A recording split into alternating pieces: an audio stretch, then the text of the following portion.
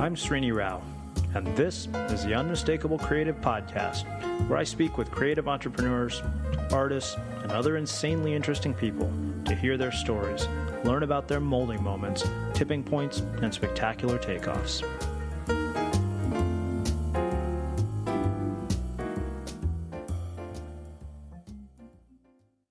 Sunni, welcome to the Unmistakable Creative. Thanks for taking the time to join us. Oh, an unmistakable thank you to you.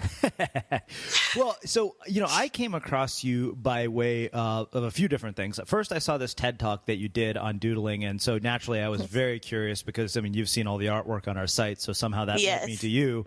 And I thought, okay, this would make for a fascinating interview, and conveniently you also had a book coming out called The Doodle Revolution, or the info-doodle revolution, and luckily I got my hands on a copy of it. And I became more and more intrigued by how you ended up making a career out of something so random. So tell us a bit about yourself, your story, your background, and how that has led you to doing the work that you're doing today.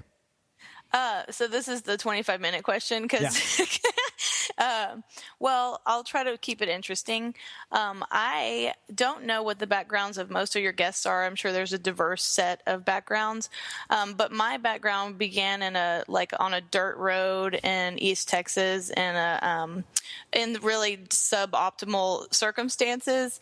And so the weird blessing of coming from a place that's sort of resource deprived in a variety of ways is, of course, that you become wildly creative, and or you succumb to the deprivation and you just get married when you're 12 and it's just terrible.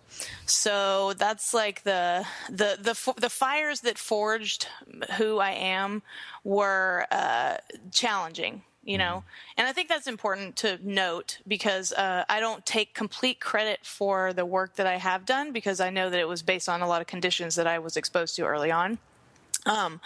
And so take a kid many American kids actually, and many kids around the world in a circumstance that's not optimal, but they're bright and they are curious and they read like a maniac and they are very capable of navigating conversations with other people. So you get it's sort of like a ladder out, right? So I built my own ladder from certain circumstances, but the way that I ended up in this weird space, which is about like being an expert doodler or a professional doodler, was really about following my nose. Like I was very open and curious, and I always cast my net out. I tell people a lot, like if you don't know what you're good at or you don't know what you're passionate about, then keep casting your net. Because eventually something will come up that makes perfect sense to you, Mm-hmm. So that's like the metaphorical, abbreviated version. Mm-hmm. Well, I want to get into the much more in-depth version, obviously. Cool. A lot of things. The first question that comes from me is this whole, it's around this idea of building your own ladder out. And I've asked a lot of people this question about sort of this thing that we have in childhood. I don't know whether you call it curiosity or childlike wonder or imagination or whatever it is. And somehow I feel that by the time we've become adults, we lose that.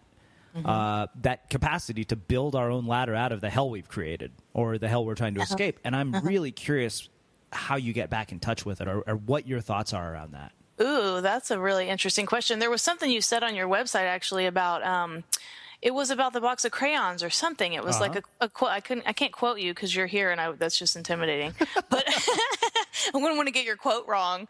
But it was something to the effect of, my box of crayons shrunk to one. Oh no, it was coloring inside the lines. Mm-hmm. You were like, first we color inside the lines, and then later we don't color at all, right?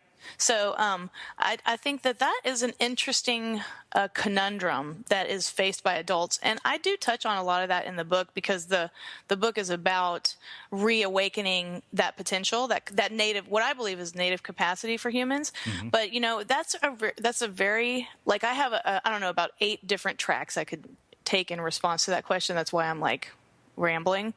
But I think that I did get trained in creative problem solving. So when you're faced with a variety of problems, you only have a few options: flee, fight, or freeze. generally speaking. And so mine was fight. Mine was like, and I didn't mean fight like, punch people. I meant fight like figure it out, solve a problem, build something, make a bridge, connect with other people. It was very MacGyver, very much a MacGyver response to the circumstances. So I think when you're trained early on to be like MacGyver, then you get a lot of faith and confidence in your ability to do that, which then can later translate into adult work. But that said, if you were an adult who did cultivate MacGyver type skills, meaning creative problem solving, and you find yourself in an environment that does not nourish that part of you, then I don't think that it kills it. I think it kind of moves it into a stagnant, sort of dormant space. And that can be very sad. Like from my point of view, that's a very sad space. But it's also a hopeful place, because it's not like, I don't think that I don't think you pour acid on it and it died. I think it just needs to be loved again and like given an opportunity to flourish. But the caveat is that if you didn't ever develop those creative problem solving skills, then I think probably later in adulthood it is very challenging to pick them up. Mm-hmm. Yeah, I love that, and I love that. A lot of it is environmental. I mean, the one thing that I think I can look back at my career and say my talents were mismatched with my environment fairly consistently. From Interesting. Every single job I've had, I'm just like, this makes no sense. Looking back, it's not very clear now. It's much clearer now, but it wasn't obvious to me then. Wait, so you mean that your talents were like not suited to the places in which you found yourself? Oh, not at all. Oh, okay. Any stretch of the imagination, and I think I love that you've been fired a lot, right? From pretty much every single job I've been at. So Srini, we have that in common.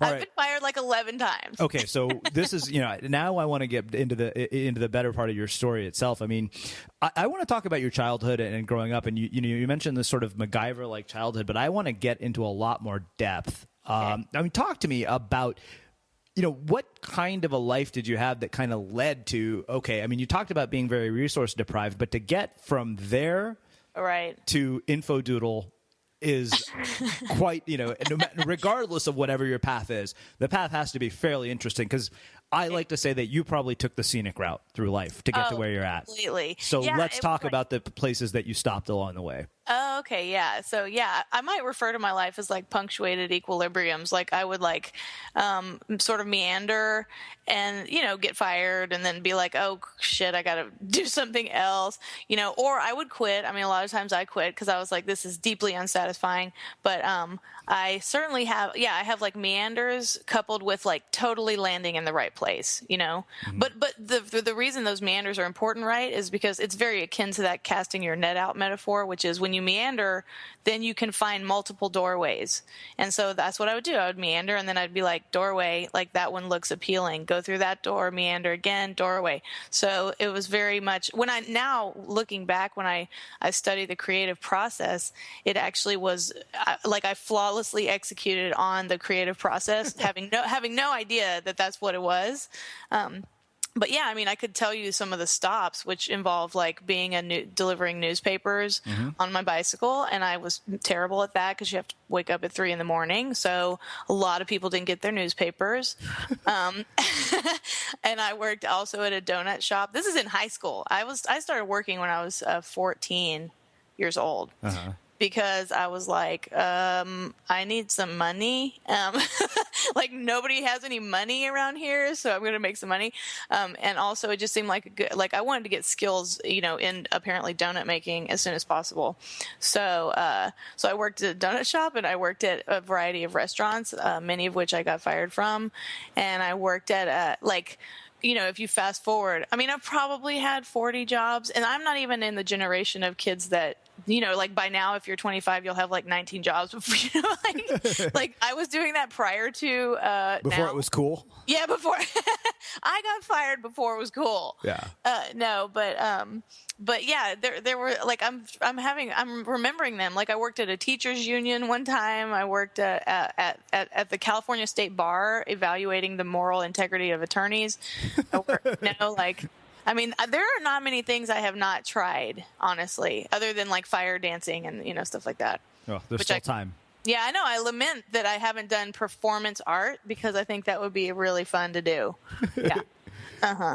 But on one of those doorways, and eventually when I open door, meander, eventually one of those doors was not only like really good for me, it was actually sort of the door to something I could commit to for a very long time, which was awesome to find, and which happened to be doodling.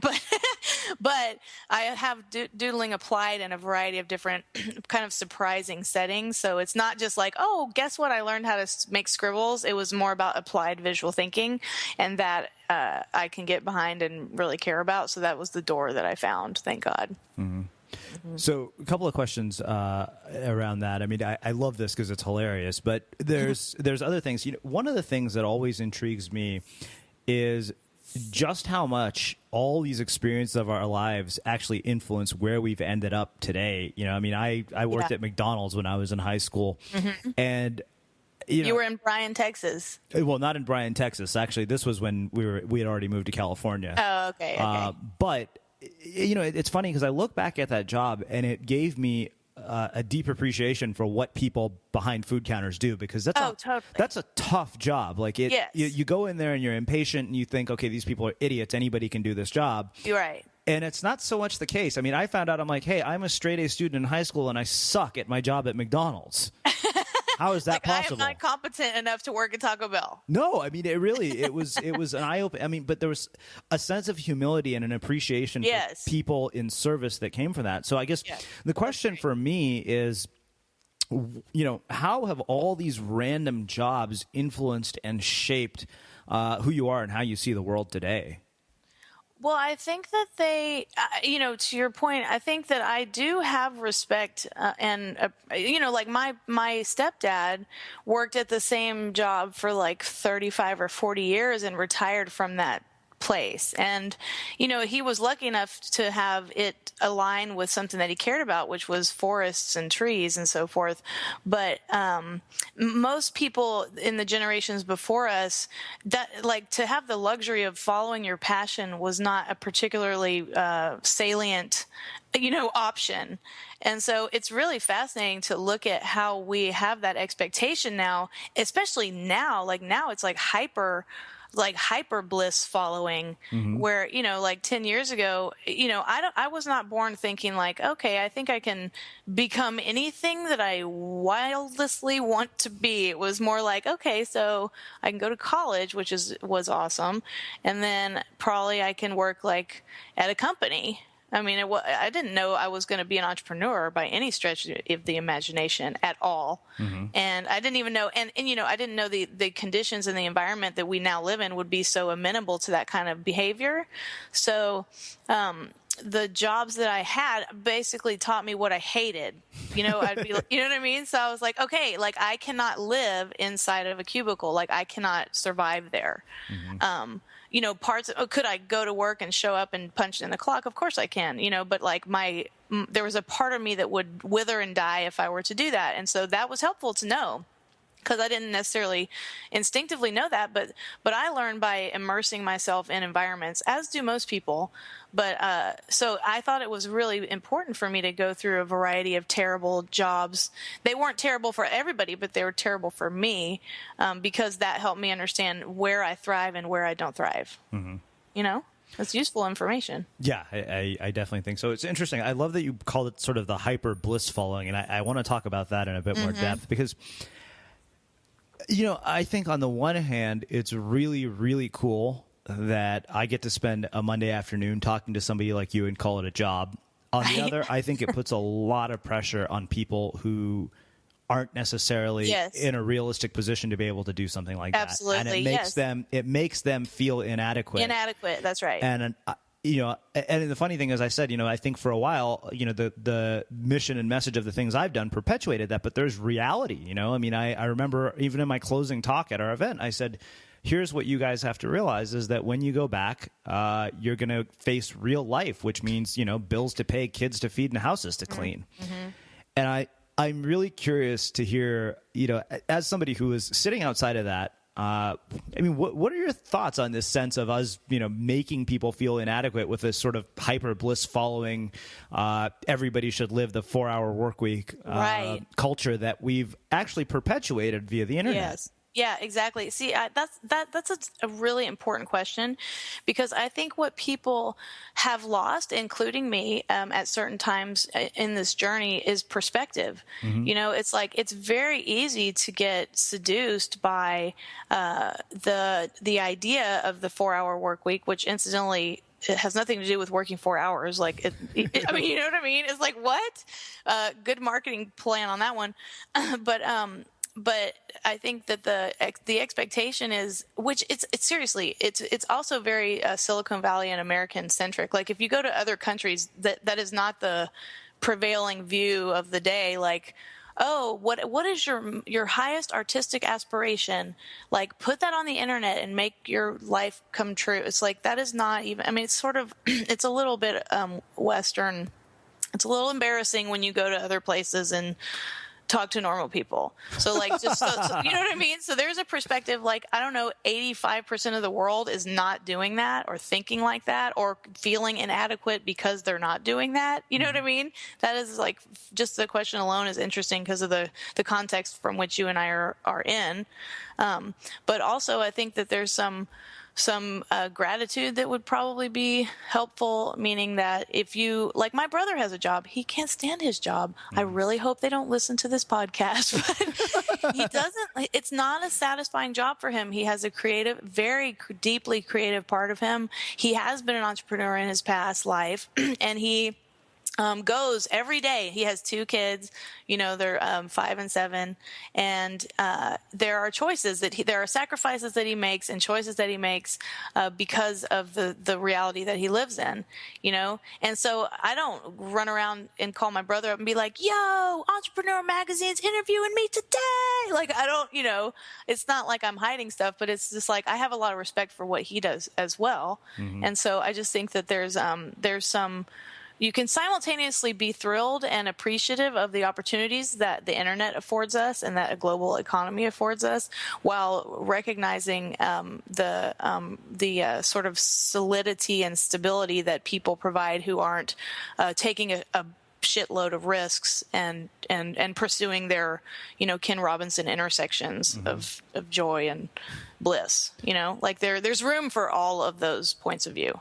Yeah, I really appreciate that. It's funny you brought up 85% of the world, and I'll actually add to that. I think it's actually a lot more of this country. I'm sure it is. Like, when Greg Hartle, my business partner, said he traveled around the country, he said, dude, he's like, there are places in this country where you don't get internet access. Internet at all. Yeah. I know. And it's in the United States. And he said that, you know, the people that, you know, we deal with on a daily basis, they're not representative of the majority of the population. And I doubt even the people who listen to this show are even close to that.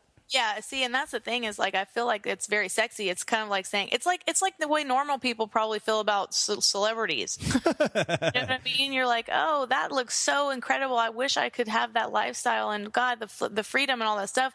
But there's not a lot of conversation about the downsides of entrepreneurism or the challenges of trying to stay on the cutting edge of technology, and you know, the sort of in like how your identity can change when you take on a public persona. I mean, there's a lot of shadow sides to it that aren't really talked about. And I mean, it's like, if I'm in an interview about entrepreneurism and I bring it up, it's not people's favorite thing that I bring up. Like, no. They want the conversation to be about sexy, fun, you know? And I'm like, well, I wanted to talk about the reality, which includes that and also has some serious challenges. Hello, you know? Well, on that note, you know what I'm going to ask you next then, don't you? What? Let's talk about the shadow side. Let's go there. I mean, honestly, let's paint the picture of the darker side of this, because you're right. It's not one we talk about nearly enough. Well, and I think it's helpful for people because, like, remember how you were saying, like, there is a feeling of inadequacy on the part of people who maybe have not dropped all their cushy jobs and pursued their dreams? Yeah. I mean, I think that they need to hear that. I don't even know, in all honesty, if I would recommend entrepreneurism to certain types of people, because it takes a certain personality and a certain sort of constitution. And like, there's a lot to be said for not being responsible for your own paycheck and for having a place to go, and like for having boundaries around when you work. So you go home at 5, and, you know, I mean, when my brother leaves work, he's not sitting around thinking about work. He's completely with his children and his wife and in the family and in the moment. And there's a lot to be said for that, So I think it's good. It's worth exploring so that the large majority who are not doing that can feel better about themselves. Yeah, I mean, I think that you bring up a good point. I was having drinks with a friend recently. He said, you know what? He said, my job is completely unfulfilling. He said, I'm not passionate about it, but you know what? He said, I'm actually okay with the fact that I'm collecting a paycheck. And I said, dude, I'm like, honestly, I envy your life sometimes because, I mean, you live by the beach in Venice, you get paid six figures, and life is actually not that bad. Oh my God, I can't believe he was like concerned. That's amazing that he was like feeling like he should be doing something more awesome. It's like, what? He's already on the outer margin of six figure in Venice. like, come on, guy. What do you want? You want some rose petals? Yeah, exactly. and he said, and it doesn't. He said, he's like, I don't think I would trade places with you. I said, I don't think you should either. Yeah, right. And yes, and I have the same feeling about being an author, which is, of course, it looks very sparkly from the outside, but there are some major sacrifices that at least I had to make. I like to talk to other authors to see what their experience was, but that looks very sexy from the outside, and it was extremely challenging from the inside. So I wouldn't recommend that necessarily for everybody either. So we're going to get into the content of the book here shortly, but I want to go back to one other thing you said, which this is something that it blows my mind that we don't give enough attention to these kinds of moments. But you said, a lot of it was this sort of meandering and opening doors, and then finally you opened a door and found a path that you could commit to. What I'm curious about is how you recognize when those moments occur, when those paths show up in your life. Yeah, well, I didn't recognize it at the time. I had a general sense that there was something valuable there, but honestly, I was living in San Francisco. I was didn't know anybody, so I didn't have a sort of root system or a network system that could help me find work. So I was living there for 8 months before I could actually even find a job of any kind. So naturally, when I got hired at this company called The Grove, which is a consulting company that used visual thinking, I didn't see it. I wasn't even thinking along the lines of I hope this resonates with my inner child. It was like, oh, thank God I have a job, and so, when I look back, the serendipity and fortuitousness of that was astounding because I could not believe that I actually found myself in a place that gave me, to a certain extent, one of the callings of my life, but I didn't recognize it as that at the time. I just was so thrilled that I could contribute and show up. And then eventually when I started being able to sort of let when I started trusting that I would be there, and no one was going to fire me or it was a place that allowed my type of personality and my way of operating to be accepted kind of into the tribe. Then I could start looking at what they were teaching, and that's when the bells started going off because what they taught had a lot of touch points with things that I had always cared about but had never seen together in one place.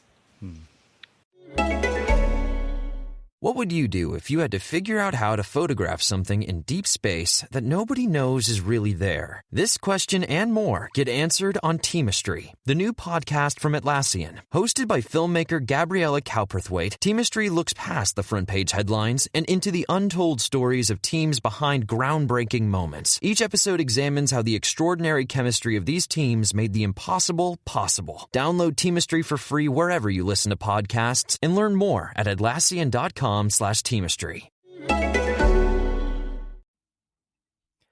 So I don't know about you, but vacuuming is not one of those things that I ever look forward to doing. But as you know, your environment has a huge impact on your creativity. So I still like it to be clean wherever I'm living and working.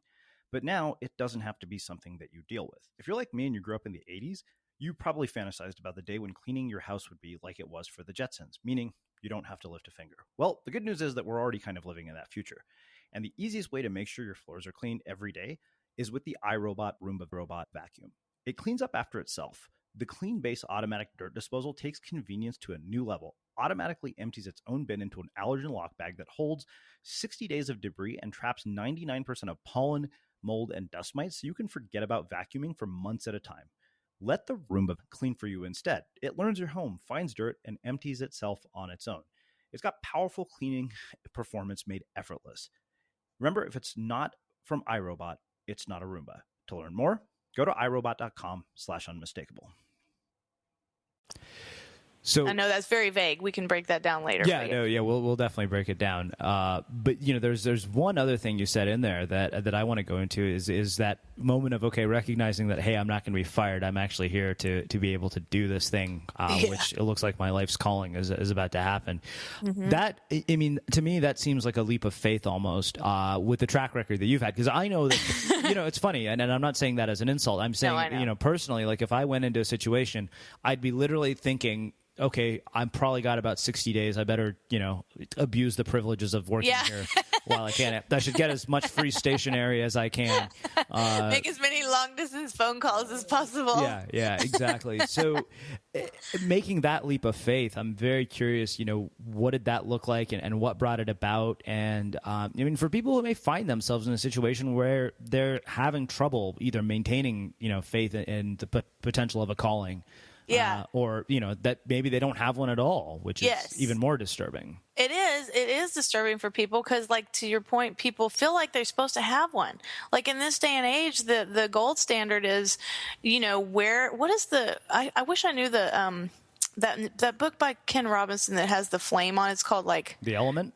Oh yeah, The Element. Everybody's looking for their element, like their one fundamental core DNA, passion that wakes them up in the morning, and when you find that, that's an incredible thing. That's amazing. Like that's a gift. It's really a gift from the sort of cosmic ginormous space that we're in. But it's not, I don't think it should be an expectation by any stretch of the imagination. But I think you can increase the odds of that happening to you through a variety of practices. That would be good. But honestly, the calling, when I refer to it as a calling, I'm so interested in so many different things that I think I have a couple of different callings. Like, can you have more than one? Because I have a lot of things that I feel deeply passionate about. Mm-hmm.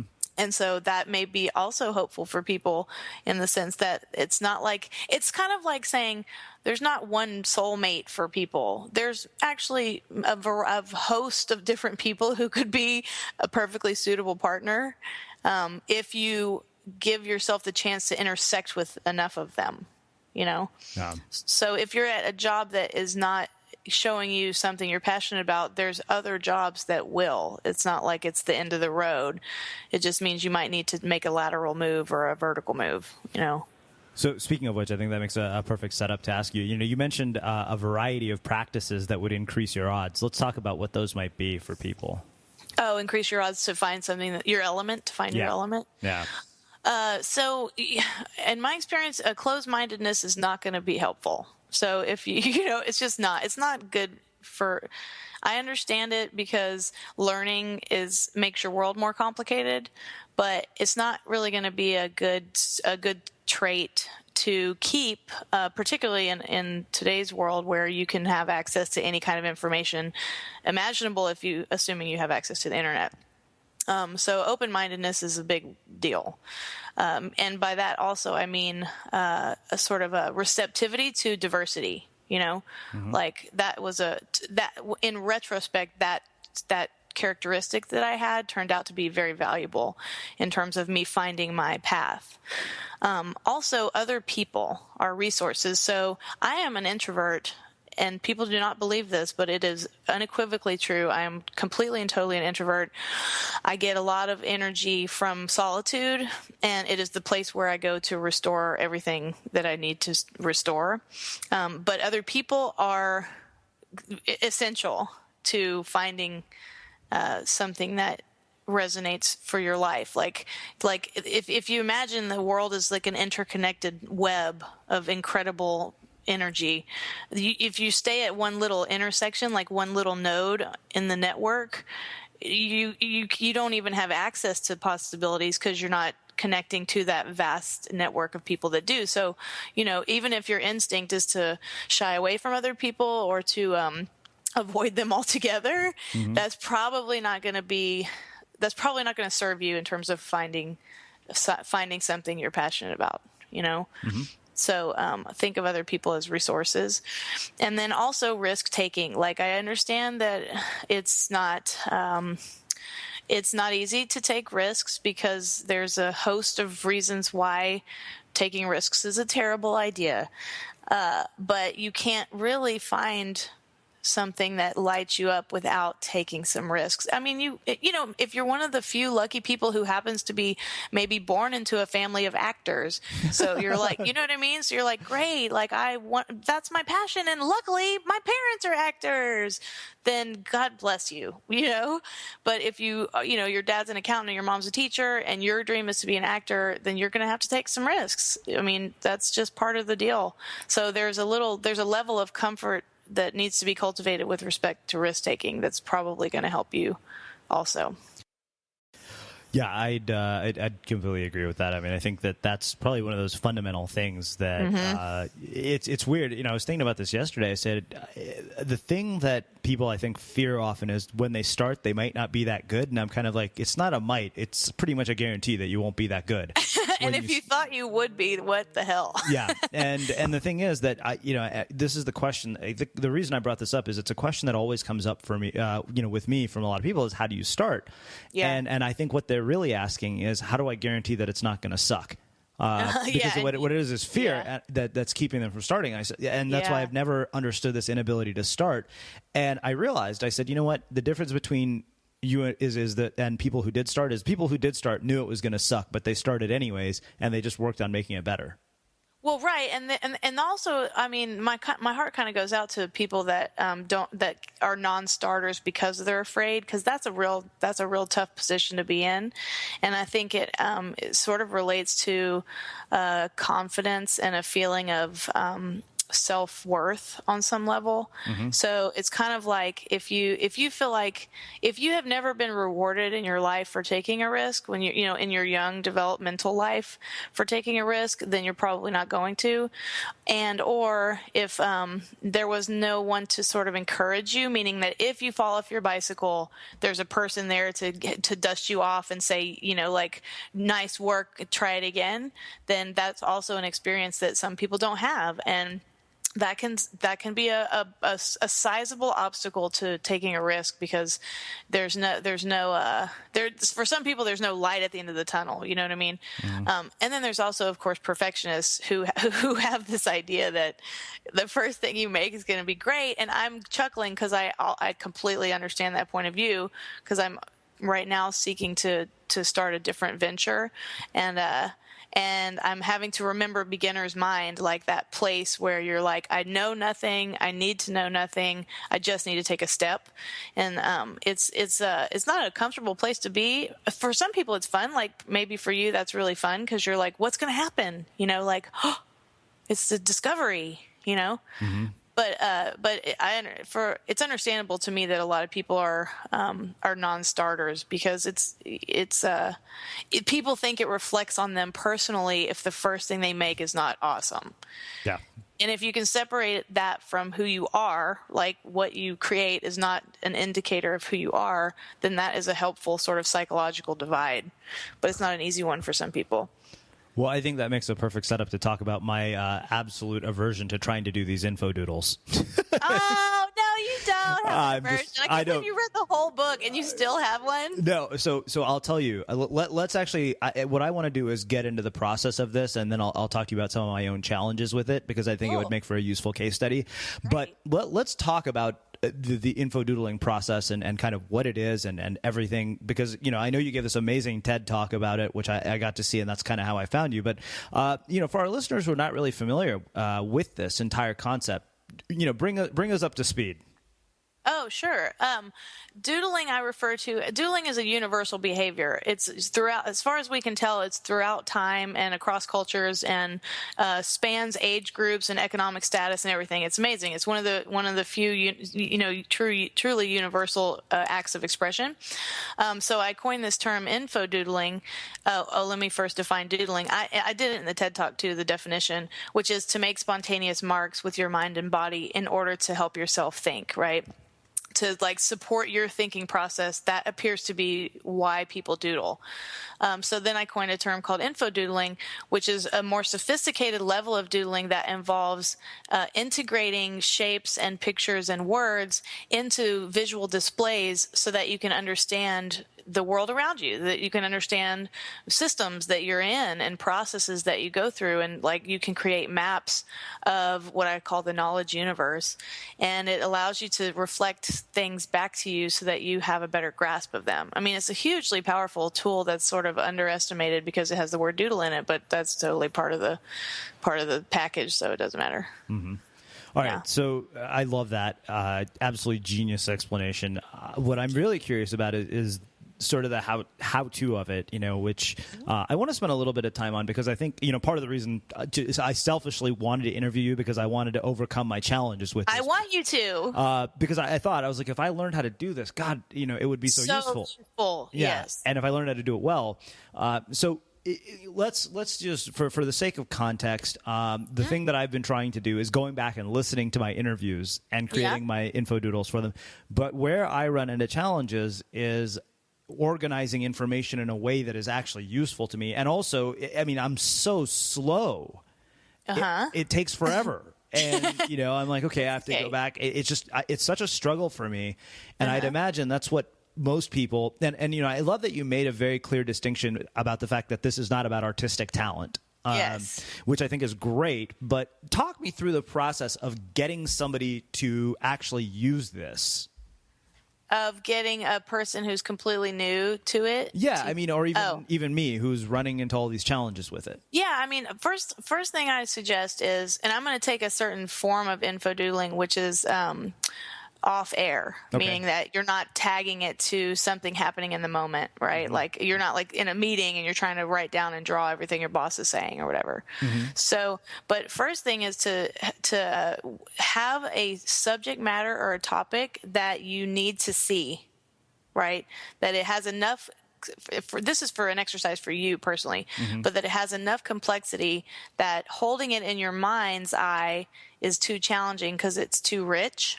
But it would be useful to try to articulate it onto a page so that you can start to understand it. So like we need to think of a subject area.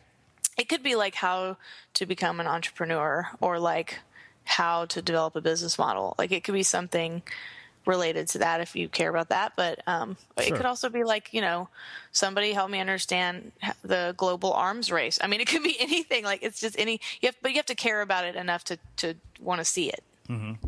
Mm-hmm. So where do we take it from there? So let's say we have a subject matter to work with. I mean, now I'm realizing when you said it needs to be something you need to see, I'm realizing maybe the mistake I've been making is literally trying to take our entire interview and strip out every bit of information I wanted into some sort of visual. Yeah, well, so I know I can totally teach you how to do that. Which is, and it's not actually complicated. There's a section in the book called The Art of Subtraction. Mm-hmm.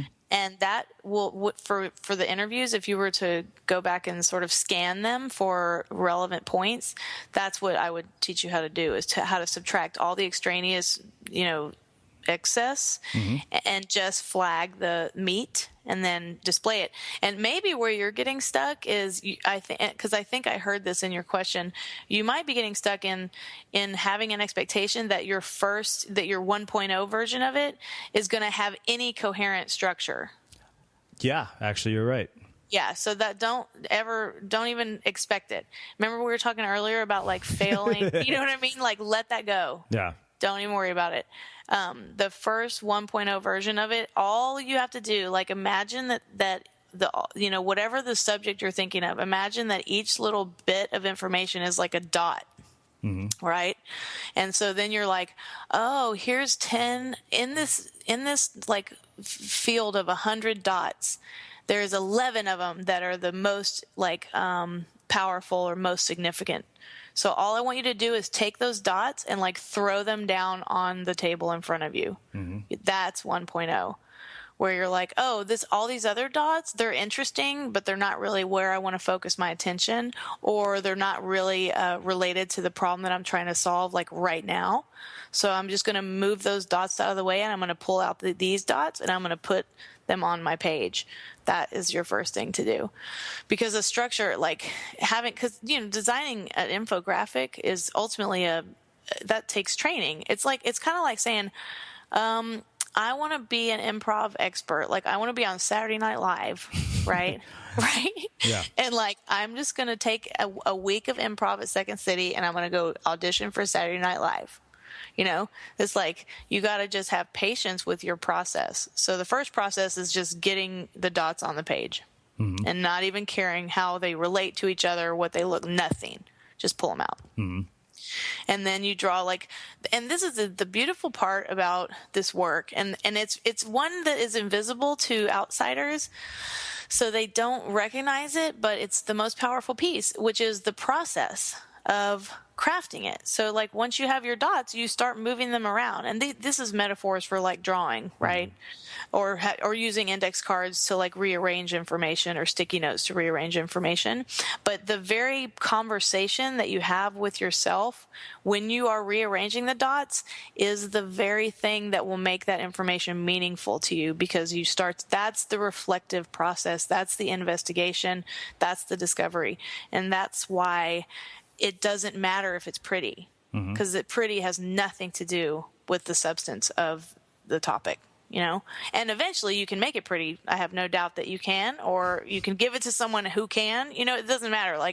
That part, I'm always meh, next, because all I care about is what happens when 1, 2, 10, 20 people actually start mapping visual information together, and that incredible conversation that emerges from that is priceless, totally priceless. Perfect. In fact, that was going to be my next question, is kind of, I think given that so many people listening to this are creative people, I mean, what kinds of things does a process like this start to reveal to us that becomes useful and applicable in our work? Because that's what really intrigued me. I thought, okay, what are the insights that I'm probably missing out on by just hearing our interviews versus being able to do this with them? Oh my God, it's massive, massive, massive.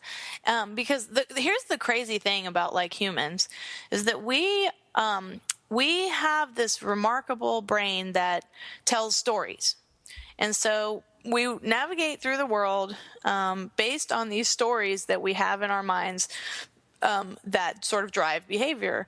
But the crazy thing is we don't actually always know that we have the story. The story is transparent to us a lot of times. And by a story, it's also a belief system and assumptions that we make and so forth. That's all invisible. It's all operating under the surface, totally driving. It's like the rider and the elephant.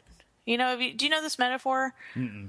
Well, it's just a great metaphor, but it's a metaphor about the brain, so that the rider is the guy on top of the elephant who's I know everything I need to know. I have language and I can express myself. And the elephant is the brain itself. That's where all the action is happening, but it's nonverbal, it's subconscious, it's invisible. But it's the thing. It's the very mechanism that is the driving behavior. So one of the crazy things about doing visual work is that it starts to show you the elephant. And then you're holy shit, there's an elephant. Oh, in the room. It's that's funny. There's an elephant in the room, and I didn't even see it. And look, it has a fucking trunk and a tail and it's big as shit. And I can't believe this is amazing. It's like that. And it's you would not believe when you start mapping stuff, then you inevitably start going, oh my God, I drew this here. But really behind that is this other thing. And there's right next to it is this other thing. Oh my God. And it has a relationship with this thing. So it's really phenomenal what happens when you pull information out, plot it in front of your face, even in the most rudimentary way. It does not, you can draw stick figures, smiley faces, totally irrelevant. Mm-hmm. That's when the brain starts to ask questions about what it's seeing. because the brain wants to understand what it sees in front of it. Like if you see a man walking down the street, a headless man walking down the street, your brain is not going to let that go. It's going to be like, how is that possible? Was that a mirror trick? Like your brain's going to try to solve it, you know? And it's the same thing when you put visual information in front of you, your brain starts asking questions that it wouldn't ask otherwise. I love it. It's a big deal. That's why I get all jazzed about it. I love that explanation. It's absolutely brilliant. So much good stuff there. So, you know, I want to start closing things up here because I know we're getting to about an hour. And I want to ask you a bit more about sort of your story and you know, all the things that this has led to for you personally, like sort of the tipping points in your life. I mean, obviously there's the book, which we'll link up in the show notes for those of you guys listening. But what else? I mean, what else has gone on as a byproduct of this in your life? Well, I've had, like, you mean good things? Well, good and bad if you want to talk about the bad stuff. No, too. it's fine. No, I'm not like obsessed with the bad. But the good things are that I've had, like you said earlier, you know, you didn't expect your book to result in a host of different creative opportunities for you. That is a wonderful thing. I mean, you know, everywhere I go in the world, if I travel to another country, there is a community of people that are welcoming, and they're like, hey, we want to meet you. And I'm like, you do? Like, why? So connecting me with others has been a wonderful byproduct of it. And then there's been a ton of articles and, you know, like a lot of attention on it. In fact, Entrepreneur Magazine is doing a feature. It's so cool. I'm really excited about this only because of the section that it's in. They put me in the section called Business Unusual, which is one of the most apt descriptors of what I do ever. So I'm really happy about that. So there's that piece of it that is like, my status points go up and my wealth points go up and my, power points go up, you know, like stuff that I think people get real excited about. I don't get excited about that stuff anymore because I realized that it was it was like a straw man. You know what I mean? So maybe had you asked me 2 years ago, was I excited about that? I would have said yes. But I don't say that now because I understand the limitations that can provide. So the good thing about writing the book, of course, is that I've connected with readers. And people send me, I mean, the book has changed people's lives, which is the one reason that I work so hard to make it, because it actually allows people to do things that I didn't see possible, you know, and that they didn't see possible. And I get affirmation of that stuff all the time, you know, and that's slowly becoming a beautiful thing to witness that's still unfolding as we speak, you know. Yeah, well, you know, I really appreciate that you brought up sort of the external accolades and the meaning that they bring. Kind of the meaning that they bring sort of starts to diminish after a certain point. Completely. Because, yes. You know, John Lee Dumas likes to ask people about their "I've made it" moment.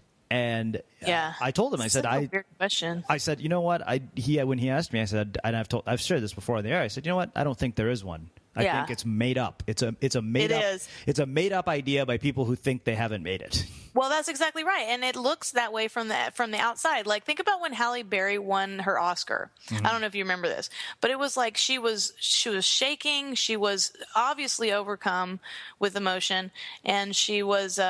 I mean, it was one of the most memorable Oscar moments ever, right? So from any point of view, you could say, "Oh my God, that was her I made it moment." I don't know if she's the first black woman, but black woman to, you know, I think she might have been, wins an Oscar, moment of greatness, pinnacle of, you know, and I'm like, that shit does not end there. Like that, her life is a continuum like that. And, you know, and after that period, after that moment, there's all sorts of like weird psychological landmines that occur. And there's all sorts of strange things that happen in your social life. I mean, it's like, there is no like, it's not like the gates of heaven are now open for her forever. You know, it's like she is still a human. She still has to go home, and now she has to deal with the fact that everything after, all the work after, is not going to be comparable to Like there's a whole host of things that are troublesome related to those moments. And also I think for a creative, if you are genuinely, truly a creative, I don't think that you're ever done. I think that you are constantly evolving. Your work is constantly changing. And for me, I actually never even give myself credit for stuff. You know, like after I did my TED Talk, it wasn't like I was like, oh, that was my moment.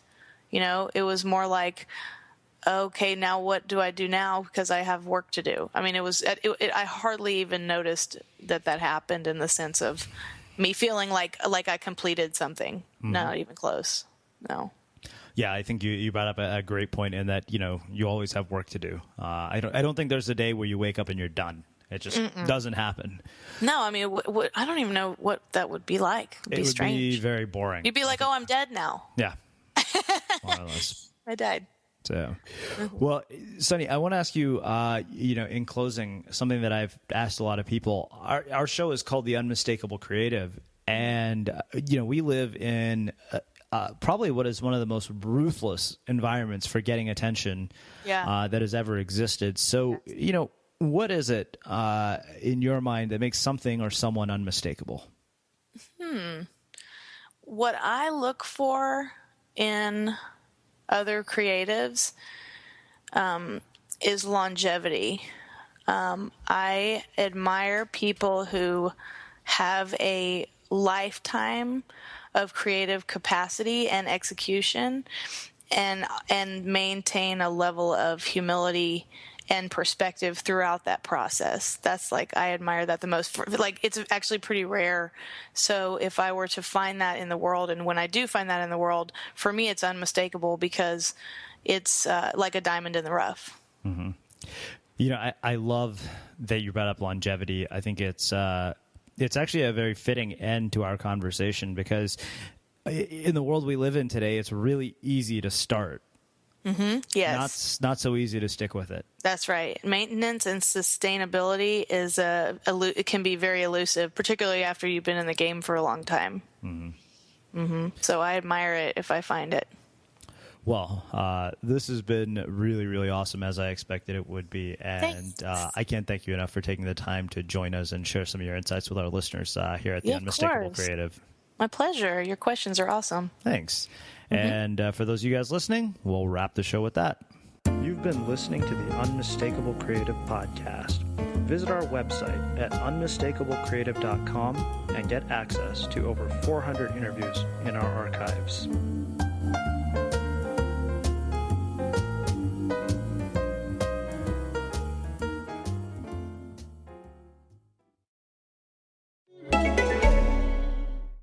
One in two women wear the wrong foundation. Which one are you? Get on the better-looking side of those odds with Il Makiage. Using AI, Il Makiage virtually shade matches you to the perfect foundation. Their foundation has over 50,000 five-star reviews thanks to its luxe lightweight formula. And with 50 shades, there's a flawless finish for everyone. Take the Power Match quiz to find yours at ilmakiage.com/quiz. That's ILMAKIAGE.com/quiz.